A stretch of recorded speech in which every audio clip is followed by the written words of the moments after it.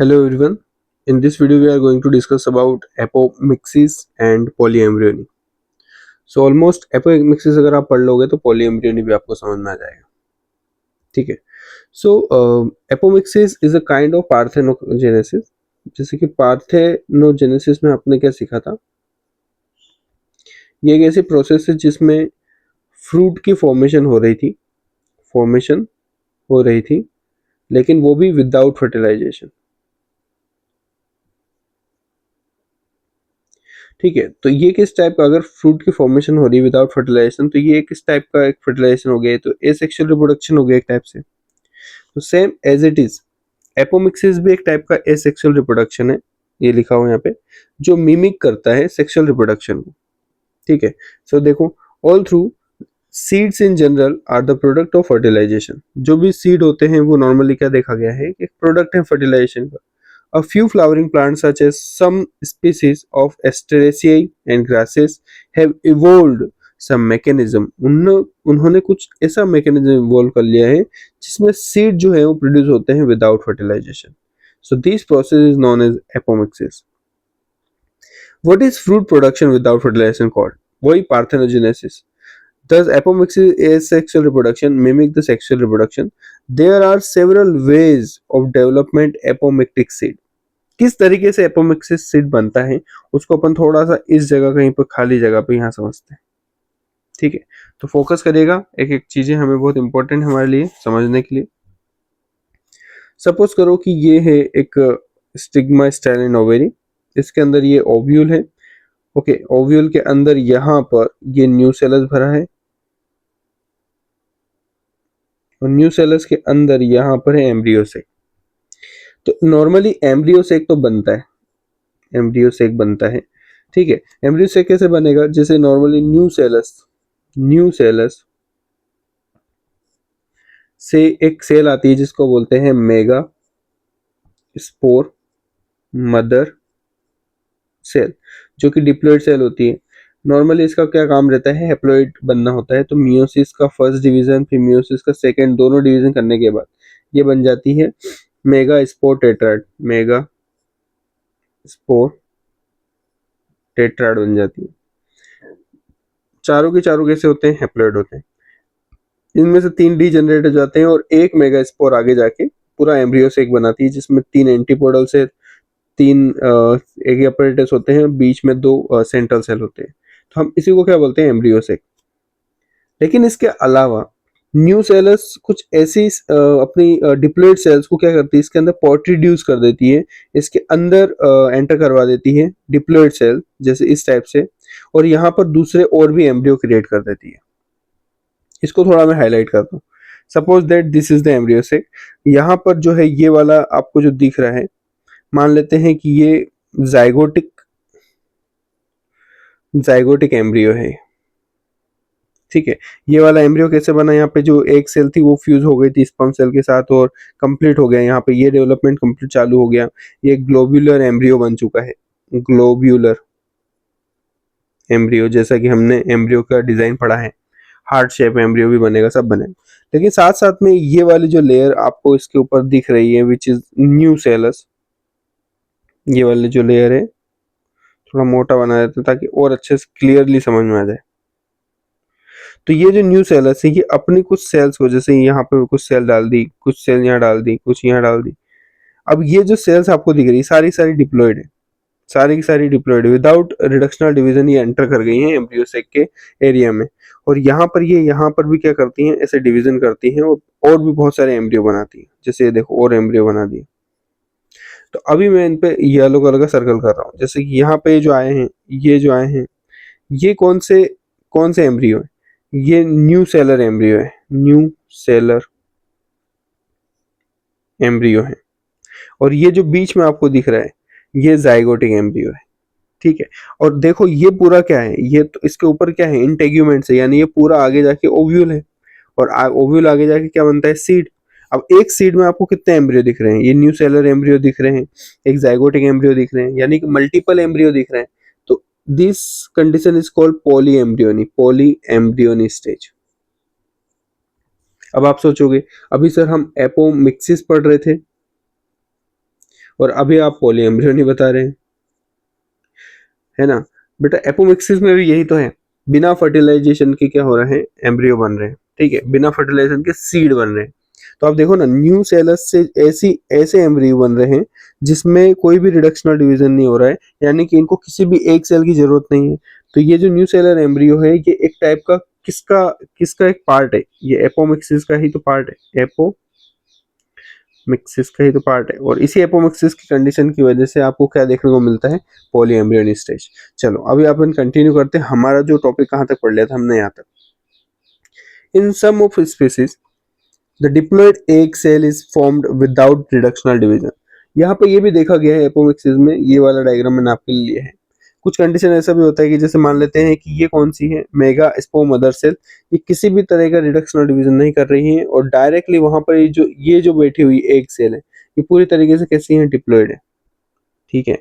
और यानी कि इसको किसी भी स्पर्म की जरूरत नहीं है, और यही अपना डिवीजन चालू करने के बाद क्या बन जाएगी, एक ऐसा कॉन्सेप्ट डेवलप कर लेगी कि ये जो एग है आगे जाके यहाँ पे इंडोस्पर्म बन रहा है, बिना फर्टिलाइजेशन के सीड बन रहा है।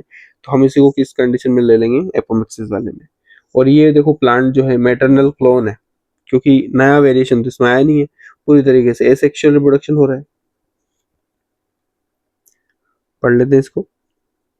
सो embryo will be form without fertilisation more often as in many, more often अक्सर देखा गया है कि many citrus and mango variety some of the nucellar cell surrounding the embryo sac. कुछ न्यू सेलर सेल किसको surround कर लेती है, एम्ब्रियो सेक के। अभी जो मैंने डायग्राम बताया ना, उसकी बात हो रही है, इस डायग्राम की बात हो रही है, ठीक है, फोकस रखिएगा।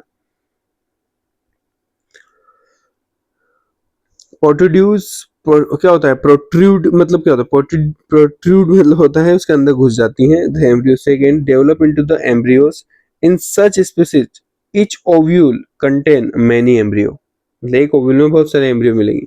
Occurrence of the more than one embryo is known as polyembryony. तो देखो ना बेटा, ये जो सीड है इसमें कितने सारे एम्ब्रियो है, एम्ब्रियो 1 2 3, मल्टीपल एम्ब्रियो देखो यहाँ पे है, एक ही सीड पर एक सीड में बहुत सारे आपको क्या दिख रहे हैं, एम्ब्रियो दिख रहे हैं।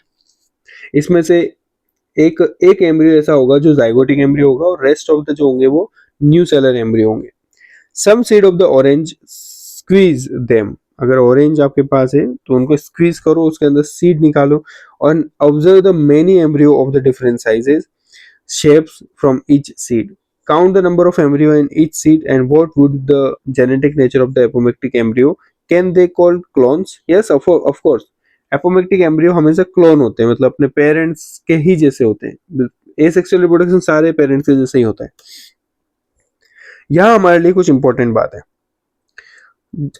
इसको पढ़ने से पहले मैं कुछ समझा देता हूँ। जैसे कि आप सोचो कि एक पर्सन ने एक हाइब्रिड वेराइटी बनाई है। हाइब्रिड वेराइटी कैसे बनाते हैं, सपोज करो कि ये एक प्लांट का डिफरेंट प्लांट का एंड्रोशियम है, ठीक है, इसको याद रखें। और ये किसी और प्लांट का क्या है, स्टिग्मास्टेल एंड ओवेरी है, ठीक है। अब आप सोचो कि यहाँ के जो पोलन है, हम चाहते हैं कि इसकी जो क्वालिटी है वो कहाँ चली जाए, यहाँ पर।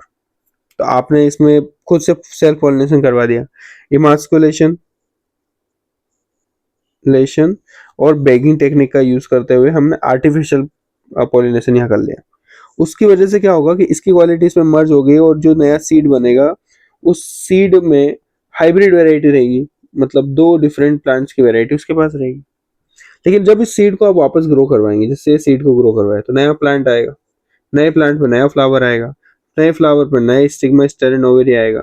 अब आप सोचो ना, इसका स्टिग्मा तो वापस खाली बैठ गया, तो ऊपर से अगर बाहर से कोई दूसरे पोलन इस पे आएंगे तो इस सीड की क्वालिटी वापस अल्टर हो जाएगी, चेंज हो जाएगी वापस इसकी क्वालिटी। वापस जो हाइब्रिड था, जैसा वो हाइब्रिड पहले था, अब वैसा थोड़ी रहेगा, वापस नया वेरिएशन आ गया। तो आपका क्या मतलब निकला इस वाली वेराइटी को यहाँ तक करने का। अगर बार बार ऐसे हम अपने पोलन उसमें डालते रहेंगे, बार बार फर्टिलाइजेशन करते रहेंगे, सेल्फ फर्टिलाइजेशन करते रहेंगे, उसकी वजह से ये जो कॉन्सेप्ट है ये कॉस्टली हो जाता है। और ऐसा पॉसिबल भी नहीं है कि रेगुलर अपन उसको फर्टिलाइज करते रहें, आर्टिफिशियल पॉलिनेशन करते रहें। कितने ही सीड का करोगे, कितने प्लांट का करोगे आर्टिफिशियल पॉलिनेशन। तो इस वजह से हमारे पास अगर कुछ ऐसा जीन आ जाए जिसमें हाइब्रिड वैरायटी मेंटेन रहे, क्या रहे, मेंटेन, तो वो जीन कहाँ कहाँ से ला सकते हैं बताओ? वो जीन तब आ सकता है जब एक सीड को, एक प्लांट को किसी भी टाइप का फर्टिलाइजेशन की जरूरत ही ना पड़े। Fertilization no need. तो अगर फर्टिलाइजेशन नहीं हो रहा है, बाहर से कोई पॉलन भी नहीं आएगा फिर तो, ठीक है, और पॉलन आएगा ही नहीं तो नया वेरिएशन ही नहीं आएगा, यानी हाइब्रिड वैरायटी क्या रह जाएगी, मेंटेन हो जाएगी, तो वो हाइब्रिड का हाइब्रिड रहेगा। तो हम ऐसे जीन को एपोमिक्टिक जीन बोलते हैं, एपोमिक्टिक मिक्टिक जीन, ठीक है। तो देखो आपकी बुक में इस वाले पैराग्राफ में यही लिखा है, आप एक बार पढ़ते हैं, आपको अच्छा समझ में आएगा। Hybrid variety of the several of our food and vegetables crop are being extensively cultivated। मतलब हम हाइब्रिड वैरायटी की जो फूड बनाते रहते हैं, cultivation of hybrid has tremendously increase productivity. तो जब नया हाइब्रिड आता है, तो हाइब्रिड का मतलब क्या हुआ, नई नई क्वालिटी ऐड कर दो, उसकी वजह से प्रोडक्शन बढ़ता है। One of the problem of hybrid is that hybrid seed have to be produce every year. हर बार हाइब्रिड बीज बनाने पड़ेंगे आपको, खुद से नहीं आएगा। If the seed collected from the hybrid are sown, अगर हाइब्रिड आपने एक बार ग्रो करवा दिया तो plant in the progeny will segregate. वापस से अपने मेंडल्स के लोग वाली कहानी आ गई कि यहाँ पर ना उनके जीन के क्रोमोसोम सेग्रीगेट हो जाते हैं and do not maintain the hybrid character, और वो कैरेक्टर मेंटेन नहीं कर पाते हैं क्योंकि नया रिप्रोडक्शन हो जाता है। So production of hybrid seed is costly, hence the cost of hybrid seed become too expensive for the farmers. If these hybrid are made into the apomictic, there is no segregation of characteristics, यानी कि हम same to same clone बना ले hybrid progeny, then the farmer can keep on using the hybrid seed to raise new crop year after year and he does not have to buy hybrid seed every year। एक बार खरीदा जाए और बार बार वो वही plant बिना fertilisation के same काम करेगा तो मजे ही मजे। So because of the importance of apomixis in hybrid seed industry, active research is going on in many laboratories around the world to understand the genetic of the apomixis and to transfer apomictic genes into the hybrid variety। तो वही मैंने अभी आपको समझा दिया कि नए अगर इस पर रिसर्च हो रही है, अभी भी बहुत सारी चीजें हो चुकी है और होने वाली है, जिसमें ऐसे हाइब्रिड बना दिए जाएं जिनको एक बार हाइब्रिड बनाने के बाद उनको नए रिप्रोडक्शन करने की, उनको नया फर्टिलाइजेशन करने की जरूरत नहीं है। यानी वो कौन सा फर्टिलाइजेशन करेंगे, वो सिर्फ ए सेक्सुअल रिप्रोडक्शन करेंगे, वो सेक्सुअल रिप्रोडक्शन नहीं करेंगे, किसी प्रकार का फर्टिलाइजेशन नहीं होगा, वो डायरेक्टली ए सेक्सुअल ही बॉर्न करेंगे। सो इस तरीके से हमारा चैप्टर फिनिश हो जाता है। ओके, इसके जो भी डाउट है, क्वेश्चन है, वो आप कमेंट बॉक्स में लिख दीजिएगा, हम देख लेंगे। Okay, tata, bye bye.